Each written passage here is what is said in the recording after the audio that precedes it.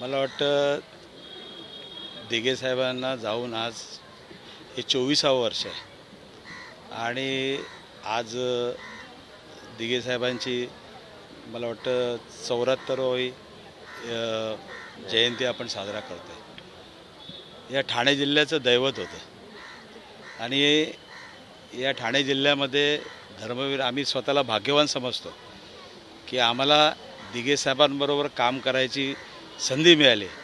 संघर्षामध्ये कसं उभं राहायचं आणि सर्वसामान्यांना न्याय कसा द्यायचा या दृष्टिकोनातून दिघे साहेबांनी आम्हाला जी काही शिकवण दिली होती निष्ठावंत म्हणून, कारण दिघे साहेब शेवटच्या श्वासापर्यंत 4 अक्षर म्हणजे शिवसेनेसाठी ते त्यांची हयात गेली। सर्वसामान्यांना त्यांनी कार्यकर्त्यांपासून ते मंत्री नंतर सर्व काही केलं, परंतु आज जे काही निष्ठावंत या ठिकाणी आहेत आणि सांगितलं जातं की धर्मवीरांचा वारसा घेऊन पुढे चाललो आहे।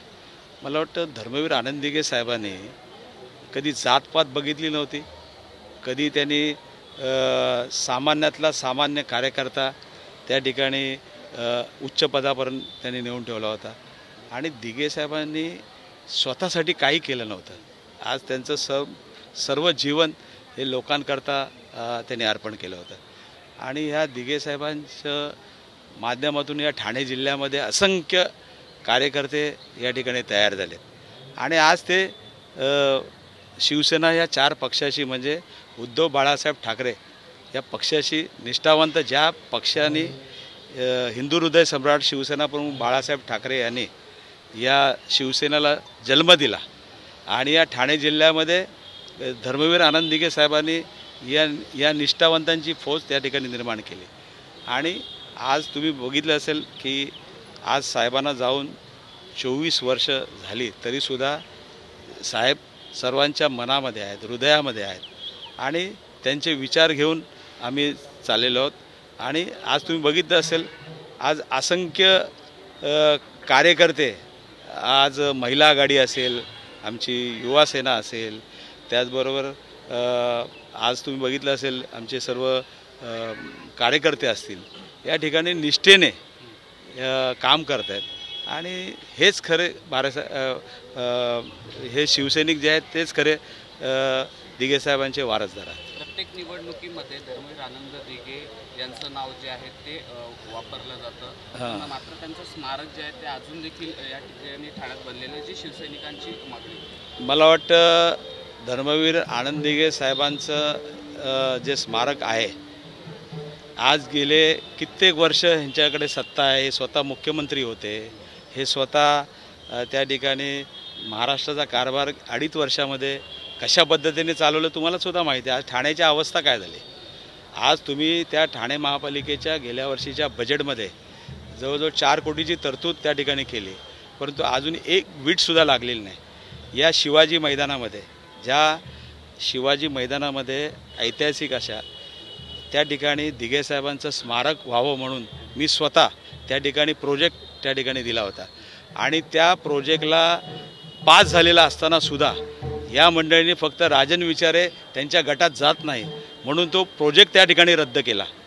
अशा पद्धतीने लहानसहान काम करत बसतात। काल कुठेतरी पक्षप्रवेश त्या ठिकाणी केला, एक कॉन्ट्रॅक्टरचा पक्षप्रवेशासाठी 8-8 दिवस ऑपरेशन चालू होतं त्यांचं, कळलं की नाही। त्या कॉन्ट्रॅक्टरला सांगितलं, त्याला दमदाटी केली, त्याला हे केलं। अरे तुम्ही कार्यकर्त्यांचा तुम्ही दमदाटी करून आमच्याकडे या असं सांगून थोडीच होतं। आज ठाणे शहराची काय वाताहत झाली, या ठाणे जिल्ह्याची काय वाताहत झाली। आज लोकांना रस्त्यावरती चालता येत नाही, वाहतूक कोंडी होत आहेत, किती ॲक्सिडेंटमध्ये लोक मरत आहेत, पाण्याचा प्रश्न आहे, कचऱ्याचा प्रश्न आहे। आज तुम्हाला फक्त उद्धव बाळासाहेब ठाकरे यांच्या कार्यकर्त्यांना त्या ठिकाणी त्रास द्यायचा, त्यांच्यावर खोटे नाटे आरोप करायचे, खोट्या त्यांच्यावरती केसेस टाकायच्या आणि या ठिकाणी आमिष दाखवून या ठिकाणी घ्यायचं, एवढंच काम त्यांचं चाललेलं आहे। आज तुम्हाला आज गद्दारी करून या ठिकाणी तुम्ही पदं मिळवलात, परंतु या ठाणेकर जनतेने तुमचं काय घोडं मारलेलं आहे आणि या ठाणेकरांसाठी काहीतरी करा ना तुम्ही। हे सर्व उद्योगधंदे बंद करा तुम्ही।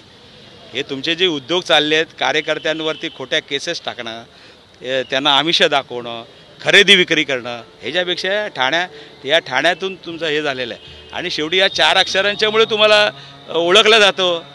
काढा ना तुम्ही हिंदू हृदय सम्राट बाळासाहेब ठाकरे यांचं नाव काढा, धर्मवीर आनंदीकेचं नाव साहेबांचं हे करा आणि स्वतःचं नाव आणि पक्ष काढा ना. म्हणजे तुम्हाला कळेल की कसा पक्ष चालवायचा असतो. हे तुमच्यासारख्या अशा कार्यकर्त्यांना फोडून पक्ष चालवला जात नाही. हे थोडे दिवसाचं आहे. आज जनतेच्या मनात सर्व आहे. दिघेसाहेबसुद्धा उघड्या डोळ्यांनी बघतायत.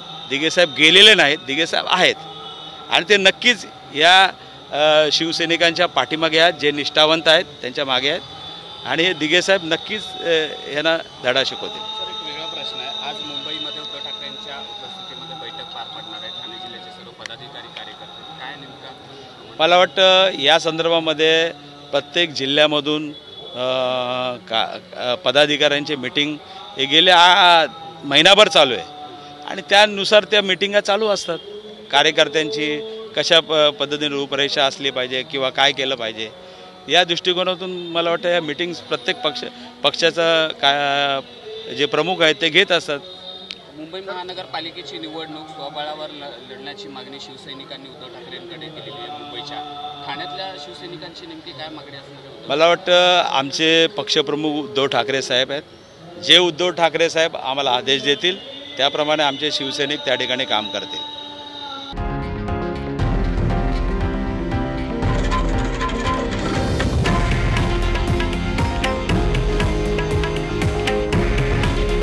हे आहे देशातील नंबर 1 न्यूज नेटवर्क आणि आपण पाहत आहात TV9 मराठी. काळजी तुमची, हित महाराष्ट्राचं.